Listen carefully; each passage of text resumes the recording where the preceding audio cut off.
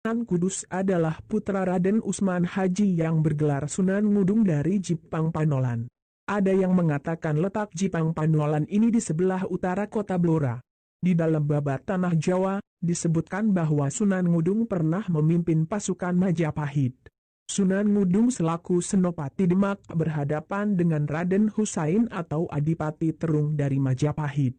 Dalam pertempuran yang sengit dan saling mengeluarkan aji kesaktian itu Sunan Ngudung gugur sebagai pahlawan syahid. Kedudukannya sebagai Senopati Demak kemudian digantikan oleh Sunan Kudus yang puteranya sendiri yang bernama asli Jafar Sodik. Pasukan Demak hampir saja menderita kekalahan, namun berkat siasat Sunan Kalijaga dan bantuan pusaka Raden Patah yang dibawa dari Palembang kedudukan Demak dan Majapahit akhirnya berimbang. Selanjutnya melalui jalan diplomasi yang dilakukan Patih Wanasalam dan Sunan Kalijaga, peperangan itu dapat dihentikan. Adipati Terung yang memimpin Laskar Majapahit diajak damai dan bergabung dengan Raden Patah yang ternyata adalah kakaknya sendiri. Kini keadaan berbalik. Adipati Terung dan pengikutnya bergabung dengan tentara Demak dan menggempur tentara Majapahit hingga ke belahan timur. Pada akhirnya perang itu dimenangkan oleh pasukan Demak. Guru-gurunya di samping belajar agama kepada ayahnya sendiri, Jafar Sodik juga belajar kepada beberapa ulama terkenal. Di antaranya kepada Kiai Telingsing, Ki Ageng Ngerang dan Sunan Ampel. Nama asli Kiai Telingsing ini adalah Lingsing. Beliau adalah seorang ulama dari negeri Cina yang datang ke Pulau Jawa bersama Laksamana Jenderal Chang Hao. Sebagaimana disebutkan dalam sejarah, Jenderal Chang Hao yang beragama Islam itu datang ke Pulau Jawa untuk mengadakan tali persahabatan dan menyebarkan agama Islam melalui perdagangan. Di Jawa, Delingsing cukup dipanggil dengan sebutan Telingsing. Beliau tinggal di sebuah daerah subur yang terletak di antara Sungai Tanggulangin dan Sungai Juana sebelah timur. Di sana beliau bukan hanya mengajarkan Islam, melainkan juga mengajarkan kepada penduduk seni ukir yang indah. Banyak yang datang berguru seni kepada Kiai Telingsing, termasuk Jafar Sodik itu sendiri. Dengan belajar kepada ulama yang berasal dari Cina itu, Raden Jafar Sodik mewarisi bagian dari sifat positif masyarakat Cina yaitu ketekunan dan kedisiplinan dalam mengejar atau mencapai cita-cita.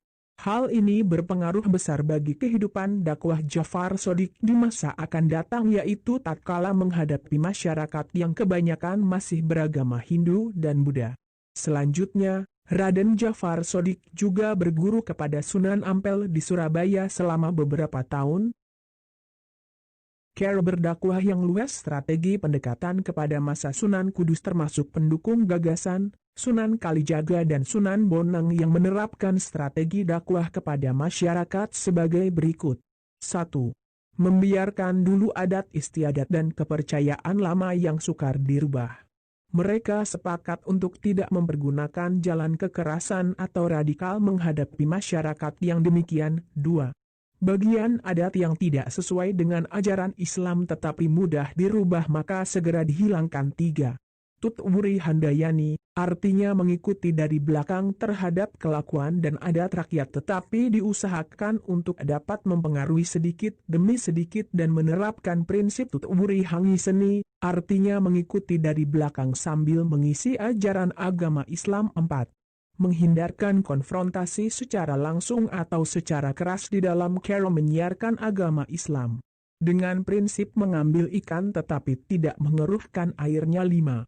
Pada akhirnya boleh saja merubah adat dan kepercayaan masyarakat yang tidak sesuai dengan ajaran Islam tetapi dengan prinsip tidak menghalau masyarakat dari umat Islam. Kalangan umat Islam yang sudah tebal imannya harus berusaha menarik simpati masyarakat non-muslim agar mau mendekat dan tertarik dengan ajaran Islam. Hal itu tak bisa mereka lakukan kecuali dengan konsekuen. Sebab dengan melaksanakan ajaran Islam secara lengkap otomatis tingkah laku dan gerak-gerik mereka sudah merupakan dakwah nyata yang dapat memikat masyarakat non-muslim. Strategi dakwah ini diterapkan oleh Sunan Kalijaga, Sunan Bonang, Sunan Muria, Sunan Kudus dan Sunan Gunung Jati. Karena siasat mereka dalam berdakwah tak sama dengan garis yang ditetapkan oleh Sunan Ampel, maka mereka disebut kaum abangan atau aliran Tuban. Sedang pendapat Sunan Ampel yang didukung Sunan Giri dan Sunan Derajat disebut kaum putihan atau aliran Giri. Namun atas inisiatif Sunan Kalijaga, kedua pendapat yang berbeda itu pada akhirnya dapat dikompromikan. Merangkul masyarakat Hindu di Kudus pada waktu itu penduduknya masih banyak yang beragama Hindu dan Buddha. Untuk mengajak mereka masuk Islam tentu bukannya pekerjaan mudah. Terlebih mereka yang masih memeluk kepercayaan lama dan memegang teguh adat istiadat lama, jumlahnya tidak sedikit. Di dalam masyarakat seperti itulah Jafar Shodiq harus berjuang menegakkan agama. Pada suatu hari Sunan Kudus atau Jafar Shodiq membeli seekor sapi, dalam riwayat lain disebut kebo Gumarang. Sapi tersebut berasal dari Hindia, dibawa para pedagang asing dari kapal besar. Sapi itu ditambatkan di halaman rumah Sunan Kudus. Rakyat Kudus yang kebanyakan beragama Hindu itu tergerak hatinya, ingin tahu apa yang akan dilakukan Sunan Kudus terhadap sapi itu. Sapi dalam pandangan Hindu adalah hewan suci yang menjadi kendaraan para dewa. Menyembelih sapi adalah perbuatan dosa yang dikutuk para dewa. Lalu apa yang dilakukan Sunan Kudus? Apakah Sunan Kudus hendak menyembelih sapi di hadapan rakyat yang kebanyakan justru memujanya dan menganggap binatang keramat? Itu berarti Sunan Kudus melukai hati rakyatnya sendiri. Dalam tempo singkat halaman rumah Sunan Kudus dibanjiri rakyat, baik yang beragama Islam maupun Buddha. Setelah jumlah penduduk yang datang bertambah banyak, Sunan Kudus keluar dari dalam rumahnya. Sedulur-sedulur yang saya hormati, segenap sanak kadang yang saya cintai, Sunan Kudus membuka suara. Saya melarang saudara-saudara menyakiti apalagi menyembelih sapi. Sebab di waktu saya masih kecil, saya pernah mengalami saat yang berbahaya, hampir mati kehausan lalu seekor sapi datang menyusui saya. Mendengar cerita tersebut para pemeluk agama Hindu terkagum-kagum. Mereka menyangka Jafar Shodiq itu adalah titisan Dewa Wisnu, maka mereka bersedia mendengarkan ceramahnya. Demi rasa hormat saya kepada jenis hewan yang pernah menolong saya, maka dengan ini saya melarang penduduk Kudus menyakiti atau menyembelih sapi. Kontan para penduduk terpesona atas kisah itu. Sunan Kudus melanjutkan, salah satu di antara surat-surat Al-Quran yaitu surat yang kedua dinamakan surat sapi atau dalam bahasa Arabnya Al-Baqarah, kata Sunan Kudus. Masyarakat semakin tertarik. Kok ada sapi di dalam Al-Quran? Mereka menjadi ingin tahu lebih banyak dan untuk itulah mereka harus sering-sering datang mendengarkan keterangan Sunan Kudus. Demikianlah, sesudah simpati itu berhasil diraih akan lapanglah jalan untuk mengajak masyarakat berduyun-duyun masuk agama Islam. Bentuk masjid yang dibuat Sunan Kudus pun tak jauh bedanya dengan candi-candi milik orang Hindu. Lihatlah menara Kudus yang antik itu, yang hingga sekarang dikagumi orang di seluruh dunia karena keanehannya. Dengan bentuknya yang mirip candi itu orang-orang Hindu merasa akrab dan tidak takut atau segan masuk ke dalam masjid guna mendengarkan ceramah Sunan Kudus. Merangkul masyarakat Buddha sesudah berhasil menarik umat Hindu ke dalam agama Islam hanya karena sikap toleransi yang tinggi, yaitu menghormati sapi yang dikeramatkan umat Hindu dan membangun menara masjid mirip dengan candi Hindu. Kini Sunan Kudus bermaksud menjaring umat Buddha. Caranya? Memang tidak mudah, harus kreatif dan tidak bersifat memaksa. Sesudah masjid berdiri, Sunan Kudus membuat padasan atau tempat wudhu dengan pancuran yang berjumlah 8. Masing-masing pancuran diberi arca kepala kebo Gumarang di atasnya. Hal ini disesuaikan dengan ajaran Buddha, jalan berlipat 8 atau Sanghika Marga yaitu 1. Harus memiliki pengetahuan yang benar. 2. Mengambil keputusan yang benar. 3. Berkata yang benar. 4. Hidup dengan cara yang benar. 5. Bekerja dengan benar. 6. Beribadah dengan benar. 7. Dan menghayati agama dengan benar. Usahanya pun membuahkan hasil, banyak umat Buddha yang penasaran, Untuk itu Sunan Kudus memasang lambang wasiat Buddha itu di padasan atau tempat berwudu, sehingga mereka berdatangan ke masjid untuk mendengarkan keterangan Sunan Kudus. Selamatan mitoni di dalam cerita tutur disebutkan bahwa Sunan Kudus itu pada suatu ketika gagal mengumpulkan rakyat yang masih berpegang teguh pada adat istiadat lama. Seperti diketahui, rakyat Jawa banyak melakukan adat istiadat yang aneh, yang kadang kala bertentangan dengan ajaran Islam, misalnya berkirim sesaji di kuburan untuk menunjukkan bela sungkawa atau berduka cita atas meninggalnya salah seorang anggota keluarga, selamatan neloni, mitoni dan lain-lain. Sunan Kudus sangat memperhatikan upacara-upacara ritual tersebut dan berusaha sebaik-baiknya untuk merubah atau mengarahkannya dalam bentuk Islami. Hal ini dilakukan juga oleh Sunan Kalijaga dan Sunan Muria. Contohnya, bila seorang istri orang Jawa hamil 3 bulan maka akan dilakukan acara selamatan yang disebut mitoni sembari minta kepada dewa bahwa bila anaknya lahir supaya tampan seperti Arjuna, jika anaknya perempuan supaya cantik seperti Dewi Ratih. Adat tersebut tidak ditentang secara keras oleh Sunan Kudus, melainkan diarahkan dalam bentuk Islami. Acara selataman boleh terus dilakukan tapi niatnya bukan sekedar kirim sesaji kepada para dewa, melainkan bersedekah kepada penduduk setempat dan sesaji yang dihidangkan boleh dibawa pulang. Sedangkan permintaannya langsung kepada Allah dengan harapan anaknya lahir laki-laki akan berwajah seperti Nabi Yusuf, dan bila perempuan seperti Siti Maryam ibunda Nabi Isa.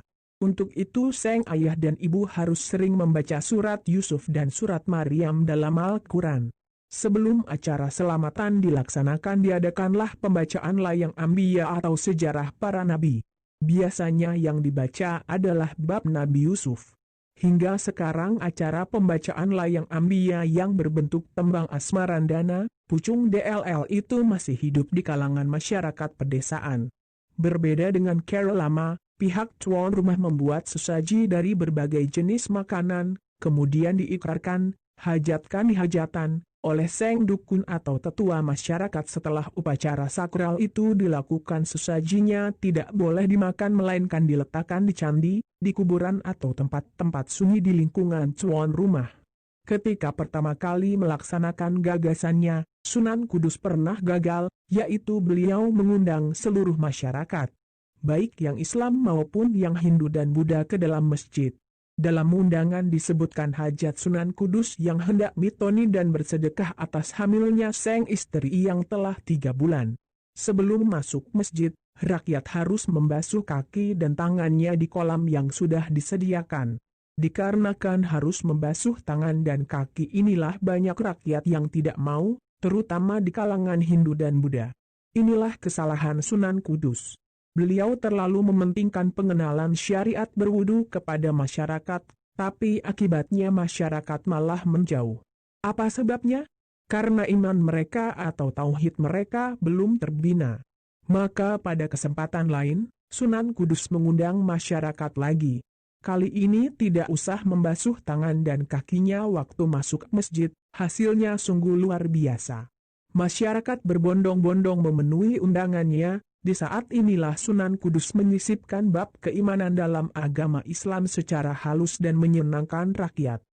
Caranya menyampaikan materi cukup cerdik, ketika rakyat tengah memusatkan perhatiannya pada keterangan Sunan Kudus tetapi karena waktu sudah terlalu lama, dan dikhawatirkan mereka jenuh Sunan Kudus mengakhiri ceramahnya. Cara tersebut kadang mengecewakan, tapi disitulah letak segi positifnya. Rakyat ingin tahu kelanjutan ceramahnya.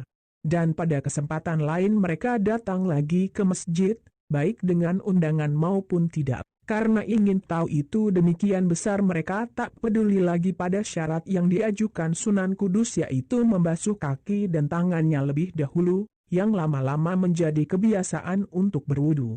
Dengan demikian Sunan Kudus berhasil menebus kesalahannya di masa lalu. Rakyat menaruh simpati dan menghormatinya. Cara-cara yang ditempuh untuk mengislamkan masyarakat cukup banyak. Baik secara langsung melalui ceramah agama maupun adau kesaktian dan melalui kesenian, Beliaulah yang pertama kali menciptakan tembang mijil dan mas kumambang. Di dalam tembang-tembang tersebut beliau sisipkan ajaran-ajaran agama Islam. Sunan Kudus di negeri Mekah. Di dalam legenda dikisahkan bahwa Raden Jafar Shodiq itu suka mengembara, baik ke tanah Hindustan maupun ke tanah suci Mekah. Sewaktu berada di Mekah beliau menunaikan ibadah haji. Dan kebetulan di sana ada wabah penyakit yang sukar diatasi. Penguasa negeri Arab mengadakan sayembara, siapa yang berhasil melenyapkan wabah penyakit itu akan diberi hadiah harta benda yang cukup besar jumlahnya. Sudah banyak orang mencoba tapi tidak pernah berhasil. Pada suatu hari Sunan Kudus atau Jafar Shodiq menghadap penguasa negeri itu tapi kedatangannya disambutnya dengan sinis. Dengan apa Tuan akan melenyapkan wabah penyakit itu? Tanya Seng Amir. Dengan doa jawab Jafar Shodiq singkat. Kalau hanya doa kami sudah puluhan kali melakukannya, di tanah Arab ini banyak ulama dan syekh-syekh ternama. Tapi mereka tak pernah berhasil mengusir wabah penyakit ini. Saya mengerti memang tanah Arab ini gudangnya para ulama. Tapi jangan lupa ada saja kekurangannya sehingga doa mereka tidak terkabulkan, kata Jafar Shodiq. Sungguh bernai Tuan mengatakan demikian, kata Amir itu dengan nada berang. Apa kekurangan mereka? Anda sendiri yang menyebabkannya, kata Jafar Shodiq dengan tenangnya. Anda telah menjanjikan hadiah yang menggelapkan mata hati mereka sehingga doa mereka tidak ikhlas. Mereka berdoa hanya karena mengharapkan hadiah.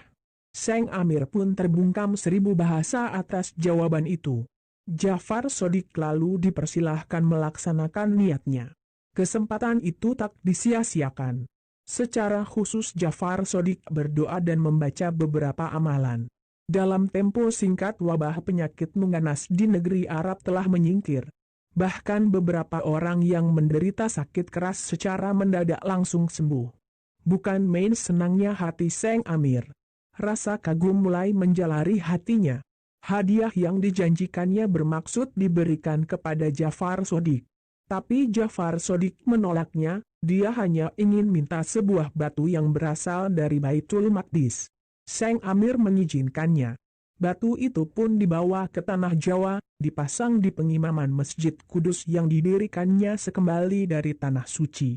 Rakyat kota Kudus pada waktu itu masih banyak yang beragama Hindu dan Buddha. Para wali mengadakan sidang untuk menentukan siapakah yang pantas berdakwah di kota itu. Pada akhirnya Jafar Shodiq yang bertugas di daerah itu. Karena masjid yang dibangunnya dinamakan Kudus maka Raden Jafar Shodiq pada akhirnya disebut Sunan Kudus.